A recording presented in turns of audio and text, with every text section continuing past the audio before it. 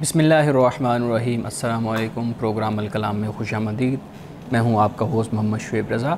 नाज़रीन किराम, प्रोग्राम के पहले हिस्सा में हम कुरान करीम की कुछ आयात को समझने की कोशिश करते हैं और दूसरे हिस्सा में अपने आहद के नुमाइंदा सियासी, समाजी, मजहबी मौज़ूआत पर पैदा होने वाले सवालात के जवाबात एक नए नुक्ता नज़र से जानने की कोशिश करते हैं।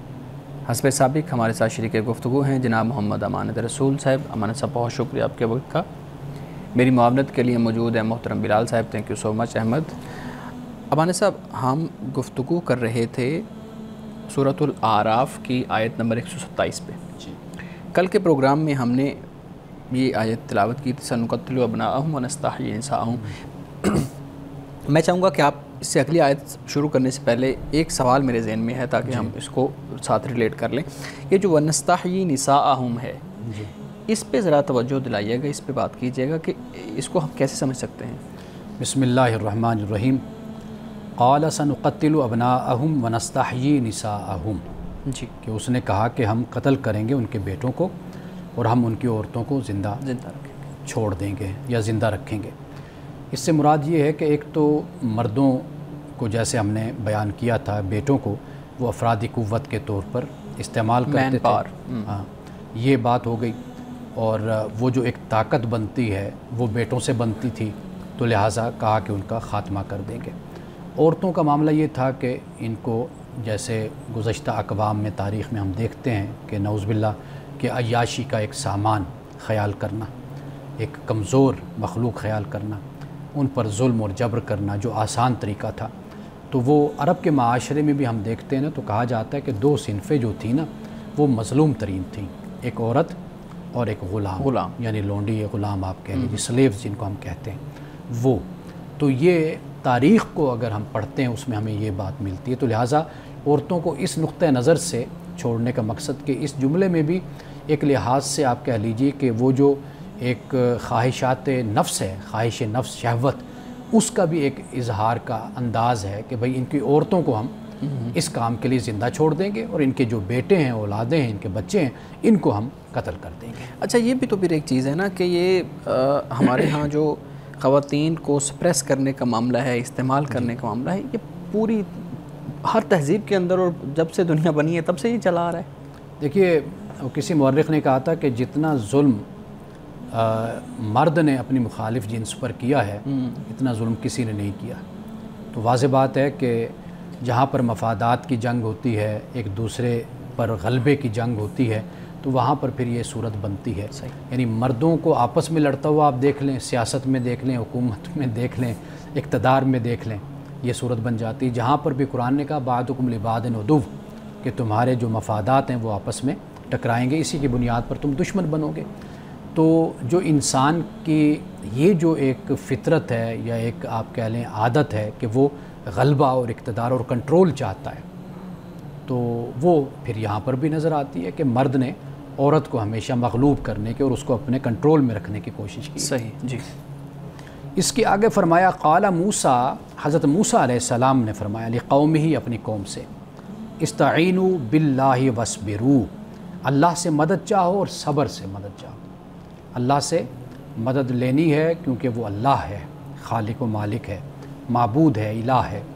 वस्बिरू, और तुम सब्र करो। इसके बाद इन्नल अर्द लिल्लाह, के बेशक जो ज़मीन है ये अल्लाह के लिए। यूरिसुहा मन यशाउ मिन इबादी, वो अपने बंदों में से जिसे चाहता है इस ज़मीन का वारिस बनाता है। वल आक़िबतु लिल मुत्तक़ीन, और जो आक़िबत है, अंजाम है, वो मुत्तक़ीन के लिए है। अब यहाँ पे आप ये देख लीजिए कि हज़रत मूसा अलैहिस्सलाम ने दो बातें बुनियादी तौर पर फरमाई अल्लाह से जोड़ने की। ये अल्लाह के जो अदियान हैं, यानी इल्हामी, जो हज़रत आदम से लेकर वही के ज़रिए जो वसल्लम तक इल्हामी और वही के ज़रिए से जो दिए गए, उनमें आपको ये बात नज़र आएगी कि एक इंसान का अपने खुदा से ताल्लुक़ ये है, और शैतान ये चाहता है कि ये ताल्लुक़ ख़त्म हो जाए, इसमें दरार पड़ जाए। अल्लाह का दीन ये चाहता है कि ये ताल्लुक़ इंसान का अपने माबूद के साथ, खुदा के साथ मज़बूत हो। हज़रत मूसा अलैहिस्सलाम ने भी इसी बात को बयान किया कि अल्लाह से मदद मांगो और वस्बिरू, और तुम इस्तिकामत के साथ कायम रहो और जुड़े रहो। और ये बात याद रखो कि अपने बंदों में से अल्लाह जिसे चाहता है फिर ज़मीन पर इक़्तिदार अता करता है। اب زمین پر اقتدار مشیت کے ساتھ، یہاں پر مشیت کا یہ نہیں مطلب کہ اللہ ایسے ہی الٹپ معاملہ ہے، بلکہ مشیت کے ساتھ یہ کہ حکمت کے ساتھ اللہ سبحانہ و تعالیٰ. اور پھر یہ ہے کہ جو پیغمبر کے ساتھ موجود ہوتے ہیں، جو پیغمبر کے پیروکار ہیں، پیغمبر کے متابعین ہیں، صحابہ ہیں، ان کو اللہ سبحانہ و تعالیٰ اقتدار اور غلبہ ان کو ضرور عطا کرتا ہے. یہ اللہ تعالیٰ کی طرف سے ایک حجت تمام ہوتی ہے.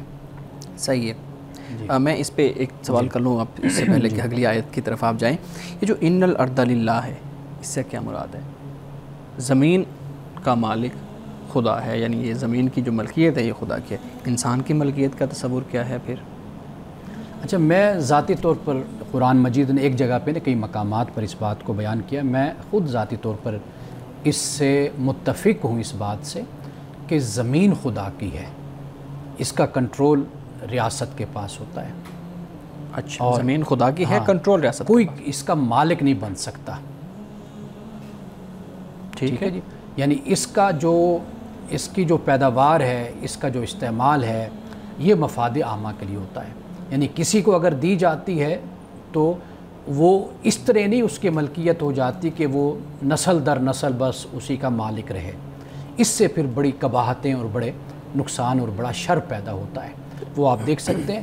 یعنی آپ دیکھ لیجئے سیدنا فاروق اعظم رضی اللہ تعالیٰ عنہ کے زمانے میں جب فتوحات کا سلسلہ بڑھ گیا تو پھر آپ نے زمینیں الاٹ کرنے کا سلسلہ روک دیا تھا، اس کو مینیج کیا. یعنی کہ اگر یہ سب کچھ اسی طریقے سے فاتحین کو ملتا رہا، یہ تو پھر نسل در نسل بڑے بڑے خاندان وجود میں آ جائیں گے. اور پھر آپ دیکھیے کہ اسٹیٹ ود ان اسٹیٹ کا تصور بھی پیدا ہوتا ہے. پھر وہاں پر ایک ایکسپلوئٹیشن بھی پیدا ہوتی ہے، استحصال پیدا ہوتا ہے.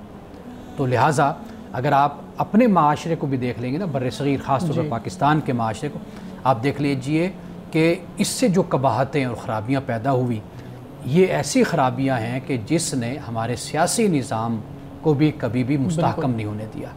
ٹھیک، یہ وہ چیزیں مذہبی حوالے سے دیکھ لیجئے، خانقاہی حوالے سے دیکھ لیجئے کہ اسی جاگیردارانہ نظام نے کہ جو ایک شخص کی ملکیت میں اتنی زمینیں ہیں، مربعات زمینیں اس کے پاس ہوتی ہیں، اور وہاں پر جو ہواری کیا ان کو کہتے ہیں، جو مزارعین ہوتے ہیں بیچارے، جو وہاں پر کام کرنے والے ہوتے ہیں، آپ دیکھ لیجئے ان کی زندگی کا کیا معاملہ ہوتا ہے. وہ بیچارے وہاں پر کبھی سڑک نہیں بنتی، کبھی ان کو زندگی کی سہولتیں نہیں ملتی.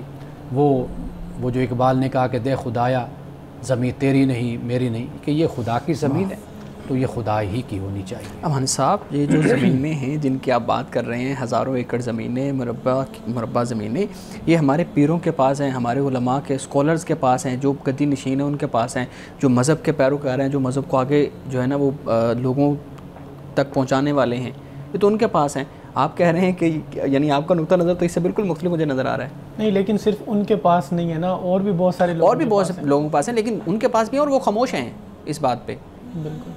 دیکھیے، میں یہ عرض کر رہا ہوں کہ ہم نے اسلام کو ان کی روشنی میں سمجھنا ہے یا ان کا جائزہ ہم نے اسلام کی روشنی میں لینا ہے؟ نہیں، وہ استعارہ قرآن مجید جب یہ بات کہہ رہا ہے کہ الارض للہ، کہ زمین اللہ کے لیے ہے، تو گویا کہ یہ اجتماعی مفاد کے لیے کسی کی ذاتی ملکیت میں تو کیا ان کو یہ سمجھ نہیں آ رہا؟ نسل نہیں چلنا چاہیے. دیکھیے، اب یہ جو معاملہ ہے ہمارے ہاں، کوئی اگر ایسا کرتا ہے تو ہم اب اس پر جو حق اور سچ بات ہے اس پر تو سوال نہیں کھڑا کر سکتے نا. انسانی معاملات ہیں، انسانی زندگی ہے، انسانی رویے ہیں. تو لہٰذا لوگ اپنے مفادات کے لیے، وہ سیاسی مفادات ہیں، معاشی مفادات ہیں، کئی دفعہ لوگوں پر حق واضح نہیں ہوتا. وہ جو کچھ بھی ان کو نسل در نسل ملتا ہے، جو ایک خاندان سے چلتا ہے، وہ اسی پر ہی چلتے رہتے. تو آپ دیکھ لیجئے کہ ہمیں تاریخ میں ایسے بہت سے حوالے ملتے ہیں. بہت سے لوگ ہیں جو بغاوت بھی کرتے ہیں، ایسے ہیں کہ جو سب کچھ دے دیتے ہیں، بھئی یہ لوگوں کا حق ہے. ایسے بھی لوگ ہیں کہ جو اس پر بیٹھے رہتے ہیں، قائم رہتے ہیں اس پر.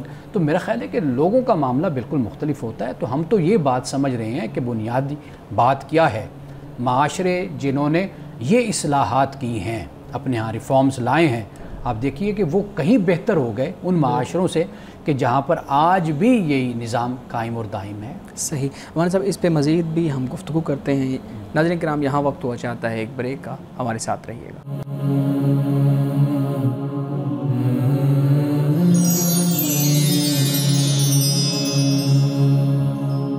ویلکم بیک ناظرین. جی امان صاحب، آپ آیت نمبر 29 میں ہے، فرمایا قالوا اوذینا من قبل ان تأتینا ومن بعد ما جئتنا. اب یہ حضرت موسیٰ علیہ السلام کی قوم بنی اسرائیل کیا کہتی ہے؟ کہا کہ ہم تمہارے آنے سے پہلے بھی ستائے گئے تھے اور تمہارے آنے کے بعد بھی ہمیں ستایا جا رہا ہے. حضرت موسیٰ علیہ السلام نے فرمایا قال عسیٰ ربکم کہ قریب ہے تمہارا رب ان یہلک عدوکم تمہارے دشمن ہلاک کرتے ویستخلفکم فی الارض اور تمہیں زمین میں اللہ تعالیٰ استخلاف اور خلافت عطا کرتے فینظر کیف تعملون پھر دیکھے کہ تم کیسا عمل کرتے ہو. اب یہ آیت نمبر 129 میں اللہ سبحانہ وتعالیٰ نے یہ فرمایا.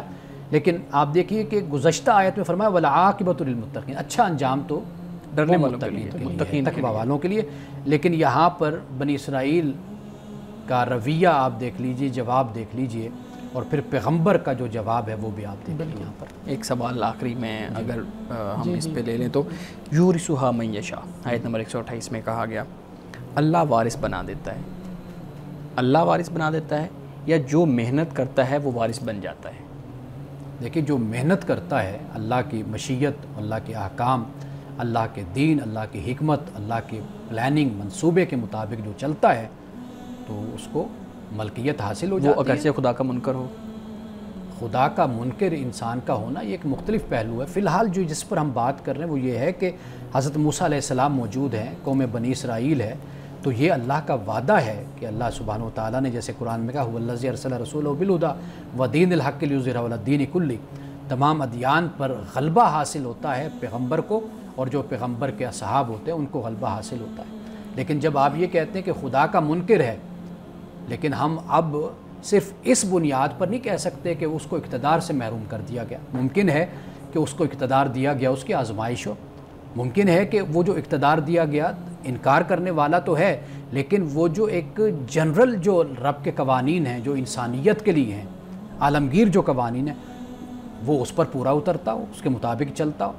تو لہٰذا خدا کا انکار کرنا یہ ایک علیحدہ بات ہو جاتی ہے. لیکن اگر ان عالمگیر قوانین پر کوئی قوم عمل کرتی ہے، مثال کے طور پر آپ دیکھیے ایک شخص محنت کرتا ہے، بے شک وہ خدا کو مانے نہ مانے، تو محنت کی بنیاد پر اس کو نتیجہ اور صلہ تو ملتا ہی ہے. تو لہٰذا پھر اس پہلو سے ہم فیصلہ کریں گے. جو یہ بات ہے نا یہ خاص طور پر پیغمبروں کے حوالے سے ہے، اس کو آپ جنرلائز نہیں کر سکتے. صحیح. اور سب متفرق سوالات کی طرف آتے ہیں. ایک سوال بہت اہم ہے، جب ہم اس کو پڑھتے ہیں تو حیرانگی بھی ہوتی ہے، اور قرآن کریم کو خاص طور پہ جب ہم پڑھتے ہیں تو ہمارے سامنے بہت سے احکامات ایسے آتے ہیں جن پہ ہمیں واضح طور پہ لگ رہا ہوتا ہے کہ اب اس پہ عمل نہیں ہو رہا. ٹھیک ہے، تو پوچھنا میں یہ چاہ رہا ہوں کہ جو قرآن کریم کے احکام ہیں، آیات ہیں جو اللہ رب العزت کی طرف سے وحی کی گئی ہے، وہ یہ سارے دائمی ہیں؟ یعنی پہلے دن سے لے کے آج کے دن تک جہاں بات کر رہے ہیں یا آخرت تک اسی طرح سے ان پہ عمل ہوگا جس طرح سے پہلے دن ہو رہا تھا، یا پھر کچھ وقتی ہیں کہ ایک وقت میں وہ سچویشن پیدا ہوئی، وہ ہو گیا، وہ ختم ہو گیا، اب وہ والی آیت اس پہ بات نہیں ہو رہی؟ تو اس پہ آپ بات کیجیے. دیکھیے قرآن مجید میں جو کچھ بھی بیان ہے نا وہ دائمی ہے، فار ایور ہے. اس میں کسی قسم کی کوئی تبدیلی نہیں ہو سکتی، اس کو کبھی چھوڑا نہیں جا سکتا، اس کو نکالا نہیں جا سکتا. وہ جو قرآن مجید میں آیات بیان ہیں وہ دائمی ہیں. ٹھیک، اس لیے کہ بے شک اس کا تاریخی پہلو بھی ہے، ہمارے لیے اس تاریخی پہلو میں بھی قرآن میزان بن جاتا ہے، صحیح کرائیٹیریا بن جاتا ہے. یعنی مثال کے طور پر آپ غزوہ بدر کو لے لیں گے، کوئی نعوذ باللہ کہے جی اب تو غزوہ بدر ہو گیا چلا گیا، نہیں، غزوہ بدر پہ آج بھی بات ہوگی. بے شک اس میں مسلمانوں کے لیے آج بھی بڑے اسباق موجود ہیں، بہت نصیحتیں موجود ہیں. غزوہ احد ہو گیا، لیکن بہت سے مسائل ایسے کہ جس کی رہنمائی ہمیں لینی ہے، غزوہ احد سے بھی لینی ہے. تو لہٰذا قرآن مجید اللہ کی وہ کتاب ہے کہ جس میں اصول بیان کر دیے، مبادی بیان کر دیے، جس نے تاریخ کو بھی بیان کیا، جس نے سیاسیات کو بھی بیان کیا، جس نے ہماری زندگی کے معاشرتی معاشی مسائل میں بھی ہماری رہنمائی مہیا کی، عبادات کو بھی بیان کر دیا. یہ الگ بات ہے کہ کسی وقت ہم ایک حکم پر عمل کر رہے ہوتے ہیں، کسی وقت ہم ایک حکم پر عمل نہیں کر رہے ہوتے. یعنی اس کا اپنا ایک وقت ہوتا ہے، زمانہ ہوتا ہے، مقام ہوتا ہے، ہم اس کے مطابق وہ عمل سر انجام دیتے ہیں. مثلا نماز ہے، اب نماز کو ہم 5 وقت تو ہر وقت تو مصلی پر نہیں کھڑے رہتے نا، اس کا ایک حکم ہے، ایک وقت ہے، ہم اس کے پابند ہیں کہ جب اللہ نے اس کا حکم دیا ہم اس وقت میں اس کو ادا کرتے ہیں. تو احکام اور مسائل اور قرآن کا ایک ایک حرف وہ دائمی ہے، اس کو زوال نہیں ہے. صحیح صحیح. اچھا پھر یہ بھی بتائیے گا نا کہ اگر قرآن کے تمام احکام دائمی ہیں جیسے آپ نے بیان کیا ہے اور پھر ہمارا یقین ہے، پھر سوال یہ پیدا ہوتا ہے کہ چور کی جو سزا ہے، چوری کرنے کی سزا ہے، وہ ہاتھ کاٹنا ہے. ہم اس پہ عمل نہیں کر رہے، وہ موقوف ہے. بڑے بڑے سالوں سے یہ مختلف قوانین بن گئے ہیں، سزائیں اور آ گئی ہیں، ریاست ڈیسائیڈ کرتی ہے. تو اس صورت میں پھر ہم کیا سمجھیں گے کہ قرآن کریم کی اس آیت پہ کس طرح عمل کیا جائے، یا اس پہ عمل نہیں ہو رہا نا؟ دیکھیے بنیادی بات معاشرے کی تیاری ہوتی ہے. آپ اجتماعی طور پر معاشرے کو، اس کے لیے اجتماعی شعور کو آپ تیار کرتے ہیں. یہ اصل کام ہوتا ہے. جب آپ یہ کریں گے نا تو پھر یہ سب کچھ آگے بڑھے گا. ہوتا کیا ہے کہ ہم صرف اسلام کی بات کرتے ہیں، اسلام کے جو مختلف پہلو ہیں ہم ان تقاضوں کو پورا نہیں کرتے. یعنی مثال کے طور پر اسلام یہ کہتا ہے کہ آپ اپنی معیشت کو بہتر کریں، یعنی آپ کے معاشرے میں بھوک ننگ افلاس نہ ہو. آپ ادھر سے چور کے ہاتھ کاٹ رہے ہوں، دوسری طرف آپ کی بے روزگاری ہے، خودکشی ہے آپ کے معاشرے میں. آپ کے معاشرے میں لوگ ایک وقت کی روٹی کے لیے ترس رہے ہیں، نہروں میں بچوں کو لے کر مائیں کود جاتی ہیں. صحیح ہے. جہاں یہ معاشرہ ہو تو وہاں پر خود بخود پھر ایسی جو سزائیں ہیں ان پر نہ کوئی عمل کیا جاتا ہے اور نہ اس کو آگے بڑھایا جاتا ہے. جب آپ معاشرے کو تیار کرتے ہیں، اجتماعی طور پر معاشرتی ذہن تیار ہوتا ہے تو پھر یہ سب کچھ پھر ساتھ چلتا ہے. لیکن ہمیں ایک بات یہ بھی بتائی جاتی ہے نا کہ جب اس طرح کا معاشرہ ہو تو پھر وہاں پہ چور کے ہاتھ کاٹنے کی بجائے وہ جو معاشرے کا سربراہ ہے، جو بادشاہ ہے، جو وقت کی حکومت چلا رہا ہے، اس کے ہاتھ کاٹے جائیں. دیکھیے یہ ایک جملے ہوتے ہیں ہمارے ہاں اس طرح کوٹ کر دیے جاتے ہیں جذباتی اور کسی شخصیت کی طرف منسوب کر دیا جاتا ہے. لیکن جب کوئی قانون بنتا ہے اور جب کوئی عمل درآمد ہوتا ہے تو اس کے لیے باقاعدہ طور پر میں یہ آپ سے کہوں گا کہ ہمارے ہاں قانون سازی بہت ہوئی ہے، ہمارے ہاں کردار سازی نہیں ہوئی. یہ بڑی بنیادی بات ہے. ہم خوف کے ذریعے سے معاشرے کو درست کرنا چاہتے ہیں تو معاشرے کبھی خوف کے ذریعے سے درست نہیں ہوتے. کردار سازی نہیں ہوئی، کردار کشی بہت زیادہ ہمارے یہاں. کردار کشی، ایسیسینیشن، کریکٹر ایسیسینیشن ہمارے یہاں یہ ہمارا بہت ہوئی ہے. ایک سوال میں مزید اس پہ رکھوں گا. آپ جو بات کر رہے ہیں وہ تو ایک ایسی صورت ہے کہ معاشرے کے اندر اس طرح کا ماحول پیدا ہو گیا کہ اب اس سزا پہ عمل ممکن نہیں ہو پا رہا. ٹھیک ہے، وہ سزا قائم ہے لیکن اس پہ عمل ممکن نہیں ہو پا رہا. لیکن ہم آج دیکھتے ہیں کہ سزا پہ عمل ہو رہا ہے لیکن سیم اس طرح عمل نہیں ہو رہا جس طریقے سے بیان کی گئی. مثال کے طور پہ چور آج بھی چوری کرتا ہے تو اس کو جیل میں ڈالا جاتا ہے. یہ نہیں ہوتا کہ پہلے معاشرے کو ٹھیک کرو اس کے بعد اس کو جیل میں ڈالا جاتا ہے لیکن ہاتھ نہیں کاٹے جاتے. اس کو پھر کیسے ہم جسٹیفائی کریں گے؟ میں وہی عرض کر رہا ہوں نا کہ اس کو اسی صورت میں ہم جسٹیفائی کر سکتے ہیں کہ جب آپ پورے معاشرے کی سوچ کو اس طرف لاتے ہیں، تیار کرتے ہیں، تو پھر وہ سزائیں جو اسلامی ہیں ان کو لایا جاتا ہے آگے. باقی یہ ہے کہ اگر جیل میں ہمارے ہاں رکھا جاتا ہے، وہ چور ہے، وہ ڈاکو ہے، وہ کسی کو بھی رکھا جاتا ہے تو وہ بھی ایک اس کا نظام اور ایک طریقہ ہے کہ جس بنیاد پر اس کی اصلاح کا پہلو ہوتا ہے. جیل کا نظام بھی ہمارے ہاں وہ بھی اس قابل نہیں ہے کہ جس کی بنیاد پر ہم یہ کہیں کہ جو اس کا جو مقصد ہے وہ بھی ہمارے ہاں پورا ہو رہا ہو. تو لہٰذا آپ پورے معاشرے کو آپ اس کے لیے ایجوکیٹ کریں، پورے معاشرے کو باشعور کریں اور اس طرف لے کر چلیں. صرف ایک چیز کو اٹھا کر اور اسلام کی بات کرنا کہ ہاتھ کاٹنے کی بات ہے یا آپ کہیں جی یہ سنسار ہے یا آپ کہیں جی یہ کوڑے ہیں، لیکن اس پر بات کرنے سے پہلے آپ اسلام کو پورے ٹوٹیلٹی میں آپ دیکھیں گے، اس کے لیے معاشرے کو آپ لے کر آگے بڑھیں گے، پھر یہ سب کچھ آگے بڑھتا اور نافذ ہوتا چلا جاتا ہے. سر مذہب کے متعلق ایک میں بات پوچھنا چاہتا ہوں. یہ بتائیے گا کہ اگر کوئی شخص مذہب سے دستبردار ہو جائے، مذہب کو چھوڑنا چاہے اور وہ مذہب اسلام ہے، وہ مسلم ہے تو وہ کہتا ہے کہ میں مسلمان نہیں رہنا چاہتا، تو اسلام اس کے بارے میں کیا ہمیں حکم دیتا ہے، اس کا کیا کیا جانا چاہیے؟ قرآن مجید میں اس سزا کو بیان نہیں کیا گیا. اس سزا کو مطلب ارتداد کی سزا کی، اپوسٹیسی جسے ہم کہتے ہیں. بالکل. یعنی کوئی شخص ارادے سے، نیت سے اور چاہتے ہوئے اسلام کو چھوڑ رہا ہے اپنے ہوش و حواس میں. بالکل. اب اس کی اسلام چھوڑنے کی کیا سزا ہونی چاہیے؟ قرآن مجید تو اس پر مکمل طور پر خاموش ہے، بلکہ قرآن مجید سے ہمیں یہ ثبوت ملتا ہے کہ یا ایھا الذین آمنوا من یرتد منکم عن دینہ فسوف یأتی اللہ بقوم یحبهم یحبونہ. یہ قرآن بیان کرتا ہے کہ اے ایمان والو، اگر کوئی مطلب ہے کہ اپنے دین کو چھوڑ دیتا ہے تو اللہ تعالیٰ اس کی جگہ دوسری قوم کو لے آئے گا اگر تم اس پر آمادہ ہوتے ہو. اسی طرح سورۃ البقرہ میں بھی اسی بات کو بیان کیا گیا، فیمت وہو کافر، کہ وہ اس حال میں مرتا ہے کہ وہ کافر ہے، تو فرمایا کہ اس کے اعمال ضائع ہو گئے۔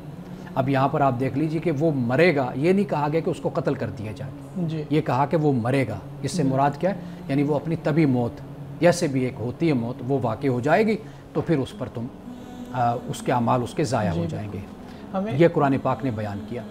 جہاں حدیث میں اس کا ذکر آتا ہے نا، اس کے بارے میں علماء کرام نے اس کو جوڑا ہے بغاوت کے ساتھ، اس کو جوڑا ہے فساد کے ساتھ، فتنے کے ساتھ، کہ رسول اللہ صلی اللہ علیہ وسلم نے اگر یہ فرمایا کہ جو اپنے دین کو بدلے گا یا جس نے بدلا تو اس کو قتل کر دو، تو اس تناظر میں ہمارے علماء نے، محدثین نے اس بات کو بیان کیا کہ آپ علیہ الصلوۃ والتسلیم کا یہ ارشاد اس خاص ماحول میں، اس خاص پس منظر میں تھا، اس وقت کہ جب سامنے کفار کی فوجیں کھڑی ہیں، مشرکین ہیں، اسلام کے خلاف دن رات سازشیں ہو رہی ہیں، یہود بھی یہی کام کر رہے ہیں، نصارہ بھی یہی کر رہے ہیں، کفار و مشرکین یہ سازشیں کر رہے ہیں۔ اب واضح بات ہے کہ آپ اس کیمپ سے نکل کر اس کیمپ میں جائیں گے، بالکل ٹھیک، تو آپ غدار کہلائیں گے۔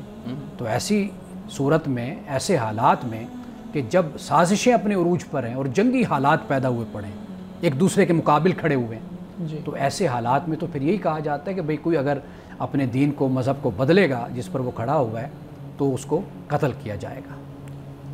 ناظرین کرام، یہاں وقت ہوا چاہتا ہے ایک بریک کا۔ ہمارے ساتھ پروگرام میں ایک دفعہ پھر خوش آمدید۔ بلال صاحب آپ سوال کریں۔ سر یہ بتائیے گا کہ بچوں میں جو ریپ کیسز ہیں ان کا بڑا اضافہ ہو رہا ہے، اسلام اس بارے میں کیا ہمیں تعلیم دیتا ہے؟ ہم حالات حاضرہ کو مد نظر رکھتے ہوئے کس طرح اس پر کنٹرول کر سکتے ہیں؟ دیکھیے، اسلام آپ کو دو باتوں کی تلقین کرتا ہے، ایک تو اسباب اور عوامل کا علاج کیا جانا چاہیے۔ جی، ہمارا جو یہ رویہ ہے نا کہ ہم فوراً سزا کی طرف چلے جاتے ہیں اور فوراً ہم کہتے ہیں کہ یہ سزا اپنی جگہ پر قائم ہے، وہ ضروری ہے، اس میں کوئی شک نہیں ہے، یعنی عبرتناک سزا جس کو کہا جاتا ہے نا، وہ ہے۔ لیکن یہ بھی دیکھنا چاہیے کہ اس کے ذمہ دار کون ہے۔ یعنی جب آپ دیکھیے کہ نیٹ ہے، سوشل میڈیا ہے، بے محابہ استعمال ہو رہا ہے، بے دریغ استعمال ہو رہا ہے، کوئی حد نہیں ہے۔ بالکل، نوجوان، بچے، بچیاں، وہ ہر طرح کی فلمیں، ہر طرح کے ڈرامے، ہر طرح کی پوسٹیں ان کو ایسے فری مل رہی ہیں، اور پھر بچوں نے اوپر پاس ورڈ بھی لگائے ہوئے ہیں، چھپا کے رکھا ہوا ہے۔ ریاست اور حکومت بھی اس پر کوئی قدغن نہیں لگاتی۔ دنیا میں یہ کلچر نہیں ہے۔ آپ انڈیا کو دیکھ لیجئے، آپ چائنا کو دیکھ لیجئے، آپ دیگر اسلامی ملکوں کو دیکھ لیجئے، وہاں پر اس پر قدغن لگائے جاتے ہیں، کچھ پابندیاں ہوتی ہیں، کچھ طریقے ہوتے ہیں اجتماعی طور پر، ٹھیک ہے نا جی۔ اس لیے اسلام صرف یہ نہیں کہتا کہ آپ نے کسی نے یہ جرم کیا آپ اس کو سزا دینے بیٹھ جائیں۔ سزا، میں نے پہلے کہا کہ وہ اپنی جگہ پر اس کی بہت اہمیت ہے اور ضروری ہے، لیکن سبب کو دیکھنا چاہیے، اسباب کو آپ اس پر توجہ کیجیے۔ میں نے آپ کو ایک سبب آپ کو بتایا کہ یعنی کہ ہمارا سوشل میڈیا، ہمارا یہ جو کچھ بھی پورا نظام اس وقت چل رہا ہے، اس کا نوجوان طبقہ، ان کو بتایا جانا چاہیے کہ اس کا صحیح استعمال کیا ہے۔ بالکل، وہ اس کا غلط استعمال بھی کرتے ہیں، مس یوز بھی کرتے ہیں، ایک بات۔ دوسری بات یہ ہے کہ ان واقعات کے متعلق آپ یہ مجھے بتائیے کہ آپ کے ایجوکیشن سسٹم میں اس کی کتنی جگہ ہے؟ جی بالکل، بچوں کو کوئی نہیں پڑھایا جاتا، کوئی نہیں بتایا۔ وہ جو بیڈ ٹچ اور گڈ ٹچ کی بات ہے، اس کے بارے میں کچھ نہیں۔ آپ بچوں کو اس کے بارے میں انفارم کریں، ان کو معلومات دیں، ان کو بتائیں کہ کسی کا آپ کو دیکھنا، وہ کیسی نظروں سے دیکھتا ہے، وہ آپ کو اپنی طرف بلاتا ہے، کس طرح بلاتا ہے، آپ کو وہ ٹچ کرتا ہے، چھوتا ہے، اپنی گود میں بٹھاتا ہے، اپنے ساتھ بٹھاتا ہے، تو اس کا طریقہ کیا ہے، یہ سارا کچھ اس کے بارے میں اس کو حساس کیا جائے۔ بڑا معیوب سمجھا جاتا ہے اس طرح کے موضوعات پر بات کرنا، خواتین کو ان کی صحت کے، جسمانی صحت کے حوالے سے بتانا، ان کے حیض و نفاس کے اور متعلق بچوں بات ہوتی کو اس متعلق یعنی بتانا، یہ بڑا معیوب سمجھا جاتا ہے عام طور پہ۔ وہ کہتے ہیں کہ یہ بات نہیں ہونی چاہیے، گھروں میں کہیں تو گھروں میں پیرنٹس کے سامنے بات نہیں ہونی چاہیے، تو پھر ان کو کون سمجھائے؟ اور یہ موڈیسٹی کہ وہ کہتے ہیں کہ اس سے ہماری موڈیسٹی جو ہے نا وہ تھریٹ ہوتی ہے، ہمارا کلچر نہیں ہے عام طور پہ۔ دیکھیے، دو باتوں میں آپ کو فرق کرنا پڑے گا، جی، ایک ہے جنسی آوارگی، ایک ہے جنسی تعلیم۔ جی بالکل، ان دونوں میں فرق کرنا پڑے گا۔ جنسی آوارگی کے سب مخالف ہیں، جنسی تعلیم کا مخالف نہیں ہونا چاہیے۔ رسول اللہ صلی اللہ علیہ وسلم کے پاس کئی کیسز ایسے آتے تھے، خواتین اپنے مسائل بیان کرتی تھی، رسول اللہ اس پر رہنمائی دیتے تھے۔ اچھا، کبھی کسی صحابی نے نہیں کہا تھا کہ بھئی تم یہ کیسا سوال رسول اللہ سے پوچھ رہی ہو؟ یا کسی مرد نے پوچھا ہو تو کسی صحابی نے ان کو ڈانٹا ہو کہ بھئی یہ کیا رسول اللہ سے اس طرح کی باتیں پوچھتے ہیں بھلا، تو آپ سے پوچھی گئی، آپ نے ان کا جواب دیا. بالکل. بلکہ اس کسی نے ڈھکے چھپے انداز میں پوچھا تو رسول اللہ اس کی گہرائی تک پہنچ گئے کہ یہ کیا پوچھنا چاہتی ہے خاتون، کس طرف یہ اشارہ کر رہی ہے. یہ مسئلے رسول اللہ کے سامنے پیش. اچھا پھر یہ ہے کہ آپ اپنی پوری علمی روایت کو اٹھا کر اگر آپ دیکھ لیں، ہماری فقہ کو آپ دیکھ لیجئے، ہمارے مدارس میں پڑھائی جاتی ہے، کھول کے بیان کی گئی، وہ یعنی بچیوں کو بھی نہیں، بچوں کو کتاب و طہارت پڑھائی جاتی ہے، اور اس میں کیا کیا مسائل ہوتے ہیں سارے پڑھائے جاتے ہیں، بیان کیے جاتے ہیں. تو لہٰذا یہ چیز تو انڈرسٹوڈ ہے ہمارے علمی ورثہ میں، آپ کہہ لیجئے فقہ میں کہہ لیجئے، اصول الفقہ میں آپ کہہ لیجئے کہ وہاں پر یہ مسائل بیان کیے گئے ہیں اور نوجوانوں کو، بچیوں کو آگاہ کیا. اچھا اس سے بڑھ کر آپ دیکھ لیجئے قرآن پاک نہیں بیان کر رہا. وَيَسْأَلُونَكَ عَنِ الْمَحِيضِ قُلْ هُوَ أَذًى فَاعْتَزِلُوا النِّسَاءَ فِي الْمَحِيضِ وَلَا تَقْرَبُوهُنَّ حَتَّىٰ يَطْهُرْنَ. قرآن پاک اس کو بیان کرتا ہے. اس کے علاوہ اور کئی مسائل کو بہت کچھ بیان کرتا ہے. تو گویا کہ ہمیں جو آپ جس طرف اشارہ کر رہے ہیں، یہ بدقسمتی ہے ہمارے اپنے معاشرے کی، یہ جاہلانہ روی ہے. یعنی ایک طرف وہ والی صورت بن جاتی ہے جو عرب کے جاہلوں میں تھی کہ وہ اپنے سوتیلی ماں سے بھی شادی کر لیتے تھے. دوسری طرف یہ صورتحال تھی کہ سوتیلے بیٹے کی جو متعلقہ ہے یا بیوی ہے وہ کہتے تھے کہ وہ حرام ہے، بہو بن گئی ہے تو لہٰذا وہ منہ بولا بیٹا ہے، تو لہٰذا وہ سسر جو ہے وہ اس کا سسر ہے، تو لہٰذا وہ اس سے شادی نہیں کر سکتا. یعنی یہ جو انتہائیں ہمارے معاشرے میں، تو ان کا تعلق اسلام سے، قرآن سے اور حدیث سے نہیں ہے. سر ایک اور بڑا اہم مسئلہ ہے جو میں پوچھنا چاہتا ہوں. مذہبی حلقوں کی طرف سے یہ کہا جاتا ہے کہ جب بھی کسی مدرسے میں، کسی دینی ادارے میں کسی بچے کے ساتھ زیادتی ہوتی ہے تو اس پر بہت زیادہ آواز اٹھائی جاتی ہے سوشل میڈیا پہ. یہی کام جب کسی یونیورسٹی میں، کالج میں ہوتا ہے تو اس پہ کوئی تنقید نہیں کی جاتی، کوئی آواز نہیں اٹھتی. تو یہ تفریق کیوں ہے؟ برابری کا ہونا چاہیے معاملہ. اگر مدرسے میں ہے تو پھر اسی طرح یونیورسٹی کے اندر اگر اس طرح کا معاملہ ہوتا ہے تو ان پر بھی ویسے ہی تنقید ہونی چاہیے. جو برائی ہے نا جی، اس پر کبھی تقسیم نہیں ہونا چاہیے. وہ برائی ہے، وہ برائی ہے. تو لہٰذا وہ ادھر کے ہوں یا ادھر کے ہوں، یہ دونوں زیادتی کرتے ہیں. کسی کے گھر میں بھی آگ لگے وہ آگ ہوتی ہے، وہ کل میرے گھر کو بھی لگ سکتی ہے. ہم ایک معاشرے میں رہتے ہیں، ایک ملک میں رہتے ہیں، ایک ریاست میں رہتے ہیں. تو اگر ہم اس طرح اپنے آپ کو تقسیم کر کے اور اپنے دکھوں کو بھی تقسیم کر لیں گے نا، اپنے مسائل کو، تو اس طرح ہم کبھی بھی اس آگ سے ہم باہر نہیں نکل سکیں گے. مولانا صاحب یہ بتائیے گا کہ حیض اور نفاس کے جو مسائل ہیں ہمارے یہاں فقہا نے کتابوں میں لکھے ہوئے ہیں، فقہ کی کتابیں موجود ہیں، آج کل انٹرنیٹ پہ بھی ہر شخص کے پاس وہ ایک کلک کی بنیاد پہ وہ موجود ہے. آپ بتائیے گا کہ چلیں لڑکیوں کے تو یہ مسائل ہیں، ان کو تو مسائل بھی نہیں کہنا چاہیے، ان کے تو یہ چیزیں ہیں، ان کے ساتھ یہ عوارض جڑے ہوئے ہیں، وہ تو پڑھیں، وہ تو تعلیم حاصل کریں ان چیزوں کی. لڑکوں کو یہ سارا کچھ پڑھانے کا مقصد کیا ہے؟ کیا ان کو پڑھانا سود مند ہو سکتا ہے؟ دیکھیے ہمارے ہاں جو یہ ایک برتری کی سوچ ہے نا کہ مرد نے پڑھنا ہے، اس نے عالم بننا ہے، اس نے مفتی بننا ہے، اس نے فتویٰ دینا ہے، یہ جو سوچ ہے نا ہمارے ہاں، یہ در حقیقت اس بنیاد پر مردوں کو ہی پھر تیار کیا جاتا ہے، لڑکوں کو تیار کیا جاتا ہے تاکہ وہ پھر آگے رہنمائی کریں، قیادت کریں، راہبری کریں، وہ بتائیں مسئلے، کیونکہ مرد ہے وہ. یہ جو رجحان ہماری سوسائٹی کا ہے نا، یہ در حقیقت پھر اس طرح سوچ کو پیدا بھی کرتا ہے اور پھر اس طرح تعلیم کو اس طریقے سے بناتا بھی ہے، اس کا جو ڈھانچہ ہے وہ اس طریقے سے تخلیق کرتا ہے. ایک تو یہ بات ہے. دوسری بات یہ ہے کہ مردوں کے لیے بہت سے مسائل ایسے ہیں جن سے ان کو آگاہ ہونا چاہیے، ان کے اپنی طہارت کے مسائل ہیں ایسے، ان سے آگاہ.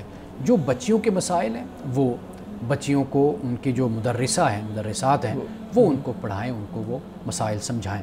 اور آخر میں ایک بات میں یہ کہنا چاہوں گا کہ ہمارے جامعات اور مدارس ہیں نا جن پر ہم بات بیٹھے کر رہے ہیں، یا ہم اسکول اور کالجز ہیں، یہاں پر ایک ایسا نظام بنایا جانا چاہیے کہ اساتذہ کی بھی ذہنی تربیت اور فکری تربیت ہو. یعنی ایک ہے اخلاق اور کردار کے حوالے، ایک ہے ایکسپوجر کے حوالے سے. جب تک یہ نہیں بڑھتا نا، خاص طور پر ہمارے جو مدارس کے اساتذہ ہیں وہ اس بات کو کبھی نہیں سمجھ پائیں گے کہ معاشرے میں بڑھتی ہوئی بے راہ روی اور یہ جنسی زیادتی کے جو کیسز ہیں، ہم ان کا حل اسی طریقے سے ہی ڈھونڈ سکتے ہیں کہ ہم اپنے بچوں کو ان کے بارے میں آگاہ کریں، جیسے ہم کتاب و طہارت میں ہم اپنے بچوں کو آگاہ کریں. یہاں میں ایک بات ایڈ کرنا چاہوں گا ناظرین کے لیے بھی کہ ہم ادارہ فکر جدید میں جو اب انشاءاللہ معاون درس نظامی کا آغاز کر رہے ہیں اس میں ہم باقاعدہ طور پہ اساتذہ کی اس طرح کی جو تربیت آپ بتا رہے ہیں اس کا ہم اہتمام کر رہے ہیں، اور الحمدللہ ہم ایک جو ٹریننگ سیشن ہے وہ کروا چکے ہیں اور آئندہ بھی ان پر انشاءاللہ ہم ٹریننگ سیشن رکھیں گے.